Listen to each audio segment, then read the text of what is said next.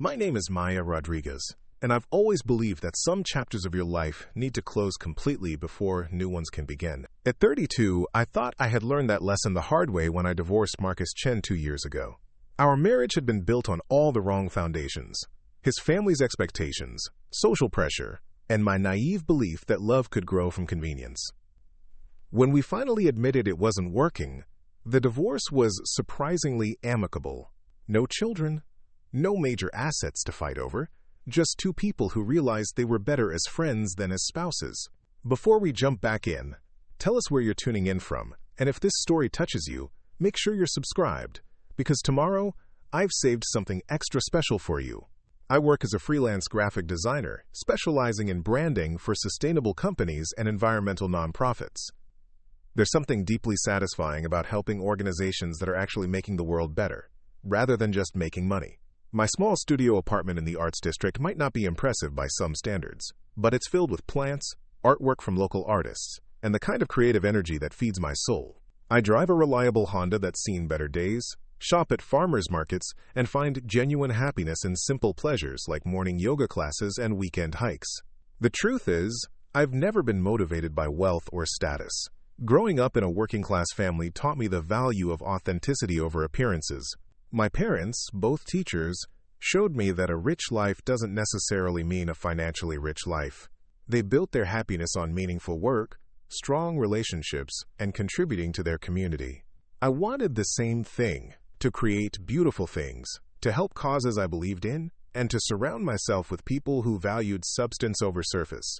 What most people in my life don't know is that I've been secretly seeing someone for the past 8 months. Someone whose world couldn't be more different from mine. I met David Ashworth at an environmental summit where I was designing materials for one of the presenting nonprofits. He was there as a keynote speaker, discussing his company's commitment to sustainable technology. David owns Ashworth Industries, a tech empire that spans 3 continents and employs over 50,000 people. He's worth more money than I could spend in 10 lifetimes. But when I first saw him, I didn't know any of that. I just saw a man in a simple navy suit who was passionate about solar energy and ocean cleanup initiatives. During the lunch break, he approached me about the design work I was doing, and we ended up talking for 2 hours about everything from renewable energy to our favorite hiking trails.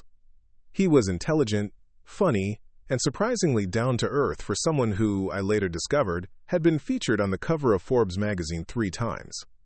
Our relationship developed slowly and carefully. David was recently divorced from a high-profile marriage that had ended messily in the tabloids. His ex-wife had sold stories about their private life, shared intimate details with gossip magazines, and generally made his personal business very public.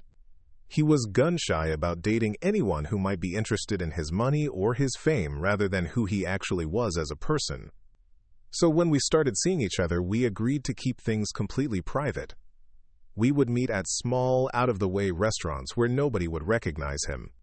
He would pick me up in a modest sedan, rather than any of his luxury cars. When we went to movies or concerts, we would buy tickets separately and sit together like any normal couple. To anyone watching, we probably looked like 2 ordinary people getting to know each other. Which, in many ways, we were. David respected my desire to build my career independently. He never offered to invest in my business or connect me with his wealthy contacts. He understood that I needed to succeed on my own terms, just like he had when he was starting out. Instead, he supported me by listening to my ideas, celebrating my victories, and offering a shoulder when clients were difficult or projects fell through. He was the kind of partner I had always hoped to find. Someone who made me want to be better without making me feel like I wasn't already enough. The secrecy wasn't always easy. There were times when I wanted to share the news with my best friend Sophia, or when I felt guilty about not being completely honest with my family. But David's reasons for privacy were legitimate. His business deals required discretion. His investors expected stability. And frankly, both of us were enjoying the bubble of normalcy we had created together, away from the pressures and expectations that came with his public profile. Marcus, my ex-husband, had moved on as well. About 6 months after our divorce was finalized, he started dating Vivian Lancaster, a socialite from one of the city's most prominent families. Vivian was everything I wasn't. Elegant, polished, connected to all the right people. She had attended private schools, summered in the Hamptons, and never worked a day in her life that wasn't related to charity fundraising or event planning for her social circle. I genuinely wanted Marcus to be happy. Our marriage might not have worked, but he was a good person who deserved to find love with someone who could appreciate his ambitions and share his interests. Vivian seemed perfect for him. She could navigate the business dinners and social events that I had always found draining. She understood the unspoken rules of high society that I had never quite mastered. When I heard through mutual friends that they had gotten engaged after a whirlwind 6-month courtship, I sent Marcus a congratulatory text and meant it sincerely. What I didn't expect was for Vivian to see me as some kind of threat. The first sign that something was wrong came about 3 months ago. I was having lunch with Sophia at a trendy bistro downtown when I noticed a woman at a corner table staring at me intently. She was perfectly dressed in a cream-colored designer suit, her blonde hair styled in an elegant updo, her jewelry catching the light every time she moved. When our eyes met, she looked away quickly, but I caught something cold and calculating in her expression. Sophia noticed too. "That woman keeps looking over here," she whispered. "Do you know her?" I studied the woman more carefully and realized with a start that it was Vivian. I had only seen photos of her on Marcus's social media, and she looked different in person, more polished but also more brittle somehow. "That's Marcus's fiancée," I told Sophia quietly. "I wonder why she's staring." Preparing and narrating this story took us a lot of time, so if you are enjoying it, subscribe to our channel. It means a lot to us. Now back to the story. Vivian left the restaurant shortly after, but not before walking past our table slowly enough to overhear Sophia asking me about my mysterious boyfriend and whether I was going to introduce him to my friends anytime soon. At the time, I thought it was just coincidence, but looking back, I realized that was probably when Vivian's suspicions began. Over the next few weeks, I started noticing Vivian everywhere. She would be shopping at the grocery store where I bought my organic produce, even though I knew she had her groceries delivered from an upscale market across town. She would be at the coffee shop where I worked on client projects, sitting with a book she never seemed to turn the pages of. Once, I saw her car parked across from my apartment building when I came home from a morning run. My assistant mentioned that someone matching Vivian's description had called the studio asking about my client list and whether I worked with any high-profile individuals. When I asked local business owners if anyone had been asking questions about me, several mentioned a well-dressed blonde woman who seemed very interested in my personal life and work schedule. That's when I realized what was happening. Somehow, Vivian had gotten the idea that I was trying to interfere with her relationship with Marcus. Maybe she thought I was having second thoughts about the divorce. Maybe someone had told her they'd seen me having lunch with a man, and she jumped to the conclusion that I was trying to make Marcus jealous. Whatever her reasoning, she was clearly convinced that I posed some kind of threat to her engagement. The ironic thing was that I had barely thought about Marcus in months. I was so happy with David, so fulfilled by my work and my new relationship, that my ex-husband felt like a character from someone else's story. If Vivian had simply approached me and asked directly whether I had any lingering feelings for Marcus, I could have put her mind at ease immediately. But instead, she chose to watch and speculate and build up elaborate scenarios in her mind. The coffee shop incident happened on a Tuesday morning in October. David and I had planned to meet at Brew and Bean, a cozy little place in the Arts District that served excellent fair trade coffee and had comfortable seating where we could talk privately.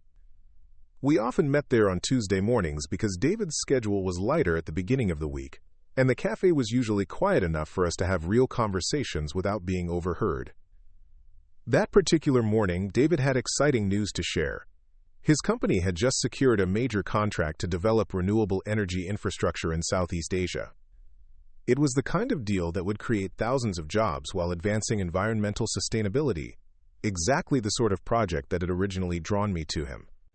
He was practically glowing with excitement as he described the solar farms they would build and the communities they would serve. We were sitting at a small table by the window, David's hands animated as he explained the technical aspects of the project, when I noticed the conversations around us getting quieter. People were looking toward the entrance where Vivian Lancaster had just walked in, her designer heels clicking against the hardwood floor. She was wearing a burgundy wool coat that probably cost more than my monthly rent, and her eyes were scanning the cafe with the focused intensity of a predator looking for prey. When her gaze landed on David and me, her expression shifted from searching to triumphant to furious in the space of a few seconds. She had found what she was looking for, but it clearly wasn't what she had expected to find.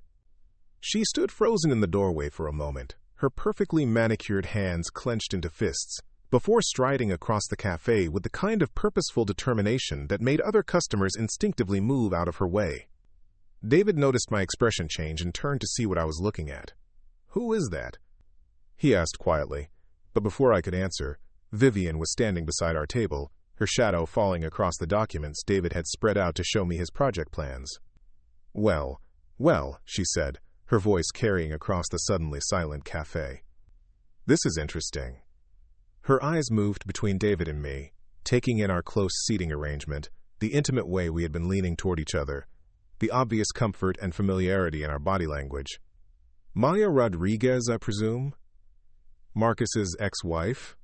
The way she said ex-wife made it sound like an accusation.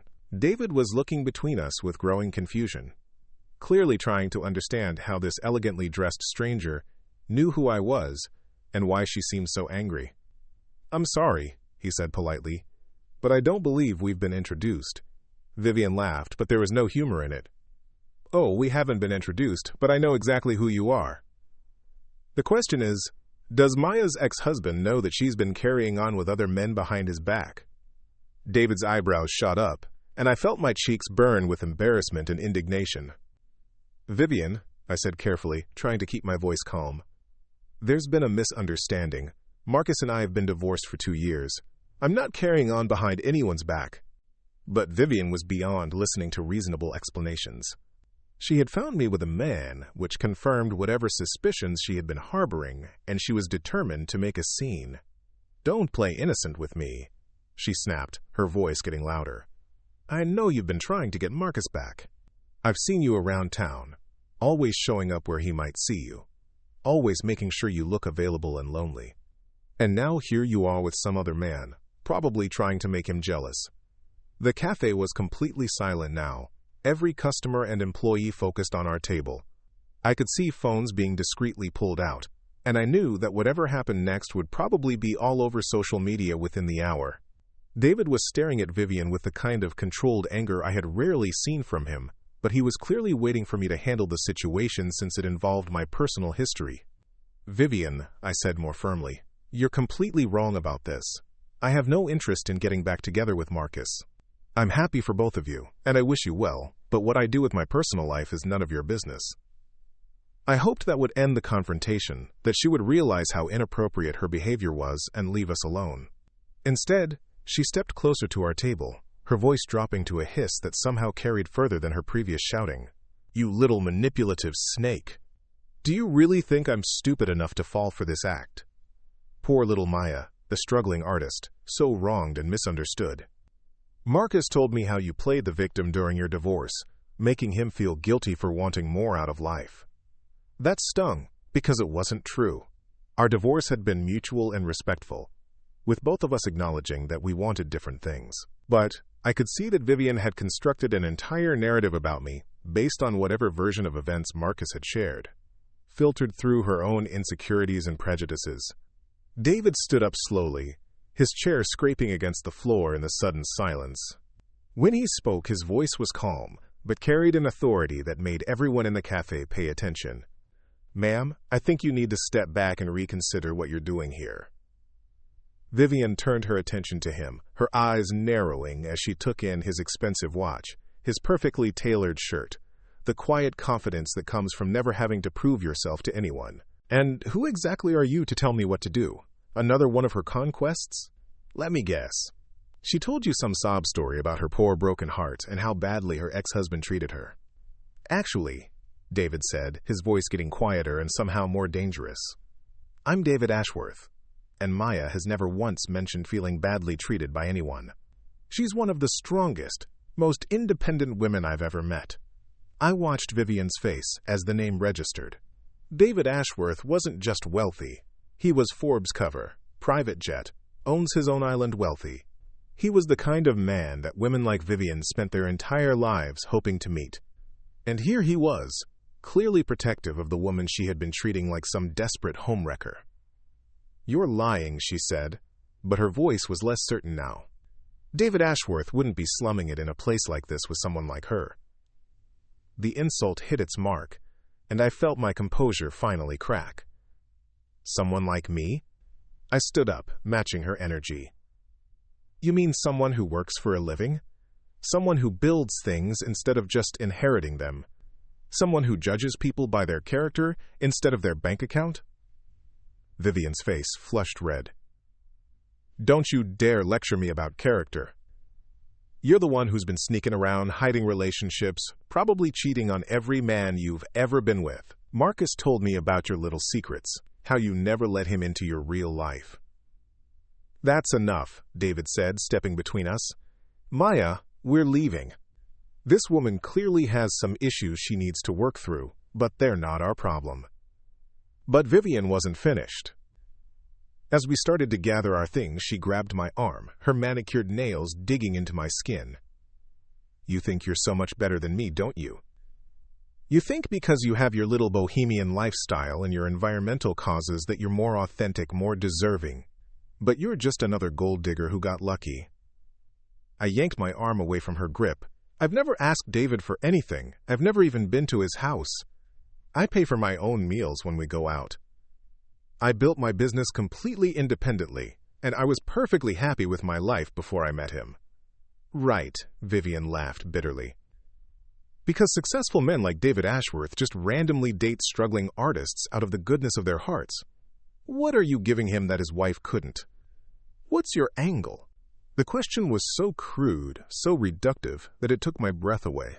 But before I could respond, David had moved closer to Vivian, his face dark with anger. My ex-wife was exactly like you. Bitter, suspicious, convinced that every relationship is a transaction. Maya isn't with me for my money because she doesn't need my money. She's successful, talented, and completely self-sufficient. She's with me because we make each other better people. How convenient, Vivian sneered. The billionaire and the saint. Tell me, Maya, when did you plan to reveal this little relationship to Marcus? Were you waiting for the perfect moment to rub his face in your upgrade?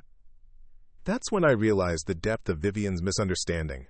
She genuinely believed that everything I did was somehow connected to Marcus, that my entire life revolved around making him jealous or winning him back. She couldn't conceive of a world where I had moved on completely, where Marcus was just a chapter in my past that I had closed with gratitude and peace. Vivian, I said, trying one last time to reach through her anger. I haven't spoken to Marcus in over 6 months. I didn't even know you were engaged until I heard it from mutual friends. I have no interest in your relationship with him, and I never have. You're fighting a war that doesn't exist. But my words seemed to fuel her rage rather than calm it. Don't lie to me, she screamed, loud enough that the barista dropped a cup behind the counter. I've seen you. Always around, always available, always playing the victim. And now you think you can parade your billionaire boyfriend around to make Marcus realize what he lost. She was spiraling now, her carefully constructed composure completely shattered. The elegant socialite had been replaced by a woman consumed with jealousy and insecurity, lashing out at anyone who challenged her version of reality. You planned this whole thing, didn't you? You probably researched David, found out when he'd be vulnerable after his divorce, and positioned yourself to be exactly what he needed. David's patience finally snapped. That's absolutely enough. Maya, we're leaving right now. This woman needs professional help. He took my hand and started guiding me toward the door. But Vivian wasn't finished with her performance. Don't you walk away from me, she shrieked, following us toward the exit. Don't you dare act like you're above this conversation. You're a manipulative, scheming little. That's when my own anger finally overwhelmed my desire to keep things civil. I turned around to face her, my voice carrying across the entire cafe. I'm a what, Vivian? A woman who works 60-hour weeks to build something meaningful? A person who finds joy in helping environmental organizations save the planet? Someone who values authentic relationships over social status? You're a nobody! She screamed back. A nobody who thinks she can play in our world just because she caught the attention of a lonely billionaire? You don't belong here, you don't deserve him, and everyone can see exactly what you're doing. The cafe was dead silent except for the soft jazz music still playing in the background, creating a surreal soundtrack to the most public humiliation I had ever experienced. Every eye was on us, every phone was recording, and I could feel my professional reputation crumbling in real time. Small business owners who might have hired me were watching me be called a gold digger and a manipulator. Potential clients were seeing me associated with drama and conflict. "Vivian," I said quietly, trying to salvage something from this disaster. "I'm sorry you're feeling insecure about your relationship with Marcus, but taking it out on me isn't going to solve your problems. Maybe you should talk to him about whatever is making you feel threatened." Her response was swift and vicious. "Don't you dare psychoanalyze me, you pretentious little." And then her hand was flying through the air, connecting with my cheek with a sharp crack that echoed off the cafe walls. The slap sent me stumbling backward into David, who caught me before I could fall. My cheek burned, and I could taste blood where my teeth had cut into my lip. The shock of being physically attacked in public left me speechless, staring at Vivian in disbelief while she stood there breathing heavily, her hands still raised as if she might hit me again. The entire cafe erupted. Customers were gasping, shouting, jumping up from their tables. Someone yelled, "Call the police!" while others were definitely recording everything on their phones. The barista was reaching for the phone behind the counter, and I could hear someone already describing the incident to a 911 operator. But David's reaction was unlike anything I had ever seen from him. The mild-mannered, soft-spoken man I had been dating was gone, replaced by someone with the cold fury of a person accustomed to wielding serious power. When he spoke, his voice cut through the chaos like a blade. "You just made the biggest mistake of your life." Vivian seemed to realize what she had done, the adrenaline of her rage giving way to dawning horror as she looked around at all the witnesses, all the recording phones, all the evidence of her completely unhinged behavior. "I didn't mean she provoked me. You just physically assaulted an innocent woman in front of 30 witnesses because you're too insecure to trust your own fiancé," David said, his voice deadly calm. "Maya, are you hurt? Do you want to press charges?" I was still processing what had happened, my hand pressed to my burning cheek, trying to understand how a simple coffee date had turned into this nightmare. I don't know. I just want to leave." David nodded and pulled out his phone. "James, I need security at Brew and Bean Coffee Shop in the Arts District. Yes, now. And call our legal team. I want them to review footage of an assault that just occurred." He looked directly at Vivian as he spoke, making sure she understood that this wasn't going away quietly. "David, please," Vivian said, her voice suddenly small and desperate. "I'm sorry. I lost my temper. Surely we can work this out without involving lawyers and security. I'm engaged to Marcus Chen from Chen Industries. You know him, right? We're practically in the same social circles." David's laugh was cold and humorless. "Lady, I don't care if you're engaged to the president. You just committed assault and battery in public. And yes, I know Marcus Chen. I'm looking forward to telling him exactly what kind of woman he's planning to marry." The mention of Marcus seemed to snap Vivian back to reality. Whatever fantasy she had been living in, where she could publicly attack people without consequences, was finally crashing down around her. "You can't tell Marcus about this. Please. He doesn't understand. I was protecting our relationship. I thought she was trying to." "You thought wrong," David said flatly, "about everything. Maya has never mentioned your fiancé, except to say she hopes he's happy. She's never asked me for money, never tried to use our relationship for professional gain, never even let me buy her dinner until our 4th date because she insisted on paying her own way. You attacked a woman whose only crime was building a successful business and finding happiness after divorce." By now, David's security team had arrived. 2 professionally dressed men who cleared a path for us to leave while keeping Vivian at a distance. As we walked toward the door, I could hear her calling after us, her voice breaking with desperation and tears. "Maya, please, I made a mistake. Don't let him destroy my life over one moment of stupidity. I'm sorry. I'm so sorry." But David didn't slow down, and neither did I. The damage was done, captured on multiple phones, and already spreading across social media. There would be no taking back Vivian's public meltdown, no undoing the assault, no pretending this had been a private disagreement between reasonable people. As we drove away in David's car, he had texted his driver to bring the sedan immediately. I finally started to process what had just happened. "She's going to try to spin this," I said quietly, touching my still burning cheek. "She'll say I was flirting with you to make Marcus jealous. or that I provoked her somehow. David reached over and took my hand. Let her try. I have the best legal team in the city, and there are 30 witnesses who saw her attack you unprovoked. Plus, once Marcus finds out what really happened, I doubt he'll be supporting her version of events. You're really going to tell him? Maya, that woman just physically assaulted my girlfriend because she's too insecure and entitled to control her own emotions. Marcus deserves to know who he's planning to marry, and you deserve justice for what she did to you. The word girlfriend hung in the air between us. We had been dating for 8 months, but David had never used that term before. Neither had I. Our relationship had been so carefully private, so deliberately low-key, that we had never really defined what we were to each other. Girlfriend? I asked softly. David squeezed my hand. If you want to be. I know we agreed to keep things quiet, but after today, I think the secret's out anyway. And honestly, I'm tired of hiding how I feel about you. What Vivian said was completely wrong, but she was right about one thing. I am lucky to be with you. Not because you're with me for my money, but because you're with me despite it. I felt tears starting to fall, the shock and adrenaline of the confrontation finally giving way to the emotional reality of what had happened. I can't believe she hit me. I can't believe she actually hit me in public like that. I can't believe it either. But Maya, I want you to understand something. What happened today isn't your fault. You handled yourself with grace and dignity, even when she was attacking your character. You tried to de-escalate, you tried to be reasonable, and when she crossed the line into physical violence, you didn't retaliate. You showed everyone in that cafe exactly who you really are. As we drove through the city toward my apartment, I thought about how much my life had just changed in the span of 30 minutes. My relationship with David was no longer secret. My past with Marcus was now public knowledge. And somewhere across town, Vivian Lancaster was probably realizing that her moment of rage had cost her everything she thought she valued.